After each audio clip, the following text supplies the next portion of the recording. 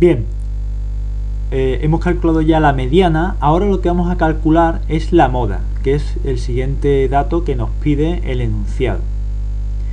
La moda tiene una expresión tal que esta, como la que hemos visto en clase.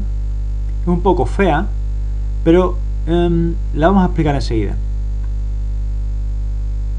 En primer lugar, como ocurría en la mediana, aquí tenemos que identificar primero la clase que vamos a llamar modal, o dicho de otra manera, la clase de moda.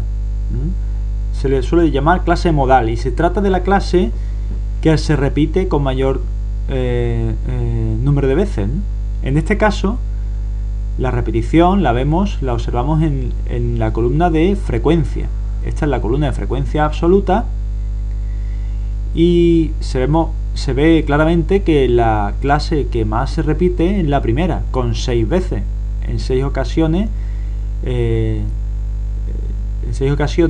las llamadas son entre 1 y 3 al día, ¿no? Con lo cual, esta será nuestra clase modal y esta será nuestra clase de referencia, la clase modal. Luego esto ya lo podemos indicar. Clase modal será la 1, 3. Muy bien. De acuerdo. Ahora, como ocurría con la mediana, L sub i es ni más ni menos que el valor inferior de esta clase modal, es decir, en este caso, el 1. Luego L sub i vale 1. Ahora vamos a ver quién es f sub i más 1. Vamos a ver. Esta es la columna de f sub i. Esta es la columna de f sub i. ¿De acuerdo? Y hemos dicho que esta es la frecuencia, la f sub i, de nuestra clase modal. Muy bien. Pues f sub i más 1 se refiere a la frecuencia de la clase siguiente a la modal. Esta es la clase modal y esta es la frecuencia de la clase siguiente. Si la clase modal, imaginemos, si la clase modal fuera 1,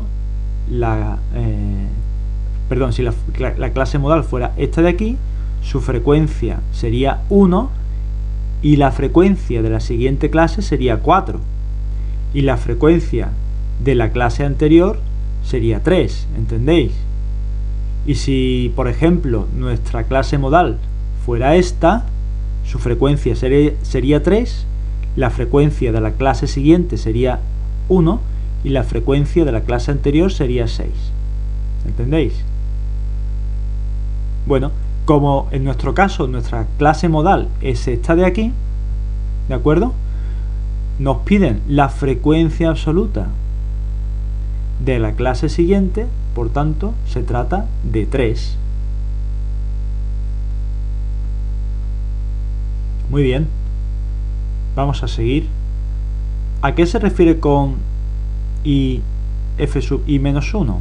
Pues como hemos dicho antes, f sub i menos 1 sería la frecuencia de la clase anterior. Si esta es la nuestra de referencia, la clase anterior estaría aquí arriba, pero no hay ninguna clase más anterior. Por tanto, esta frecuencia decimos que vale 0. No hay ninguna clase anterior a la clase modal. Por último, tenemos a sub i, que como en el caso de la mediana, no es ni más ni menos que la amplitud del intervalo modal. Es decir, de 1 a 3 van 2 unidades, es decir, es como decir 3 menos 1 es igual a 2. Es lo que va del 1 al 3, este espacio, pues 2 unidades. Así que la amplitud de ese intervalo es 2. Si el intervalo fuera si no sé, si el intervalo fuera 5,15, fijaos, aquí en este caso la amplitud del intervalo sería 10, ¿no? Lo que va del 5 al 15, la amplitud sería 10. Pero en nuestro caso, dado que se trata de 1 a 3, la amplitud es 2. Así que ya tenemos todos los datos necesarios, para volver a la ecuación y averiguar el valor de la moda. Vamos a ver, m sub 0 es igual a L sub i, que vale 1, más raya de fracción f sub i más 1, que es 3, y abajo tenemos f sub i menos 1, que es 0, más f sub i más 1, que es el mismo dato de antes, es 3. Esto por la amplitud, que vale 2. Luego aquí tenemos, en realidad, 1 más 3 partido por 3 por 2. Esto vale en realidad 1, esta fracción vale 1. Por tanto, nos queda 1 más 2 igual a 3.